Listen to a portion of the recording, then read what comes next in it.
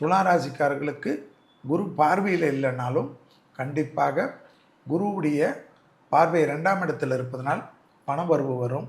வீடை மாற்றுறது, வசதியை பெருக்கிக் கொள்வது, வண்டி வாகனம் பண்ணுறது, கொடுத்த வாக்கை குடும்பத்தில் வெளிவட்டாரத்தில் காப்பாற்றுறது, பழைய கடன்களை பைசலாக்குறது, எதிரிகள் விஷயத்தில் இருந்த பதட்டம் படிப்படியாக குறைவது, எதிர்பார்க்காத நல்ல விஷயங்கள் எல்லாம் நடைபெறக்கூடிய சாத்தியக்கூறுகள் ஏற்படுவது, தொழில் அபிவிருத்தி, உத்தியோக அபிவிருத்தி, யோக பலத்தை அதிகமாக பெறுவதெல்லாம் துளாராசிக்காரர்களுக்கு ஏற்படுவது கண்கூடாக பார்க்கலாம்.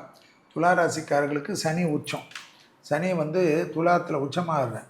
அதனால் 4 ராசிக்காரங்களுக்கு நான் ஒத்துக்கவே மாட்டேன்.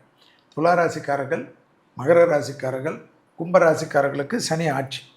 அடுத்தது மேஷ ராசிக்காரர்களுக்கு சனி நீச்சம்.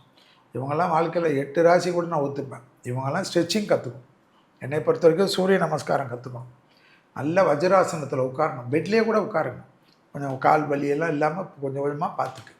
ஆனால் ஸ்ட்ரெச்சிங்கெல்லாம் அதிகமாக பண்ணக்கூடிய துளாராசிக்காரர்கள் உடல் ரீதியாக மன அழுத்தத்தை தவிர்த்து கொள்ளக்கூடிய துளாராசிக்காரர்கள் பெரிய சாதனைகளை படைக்கக்கூடிய அமைப்பு ஏற்படும்.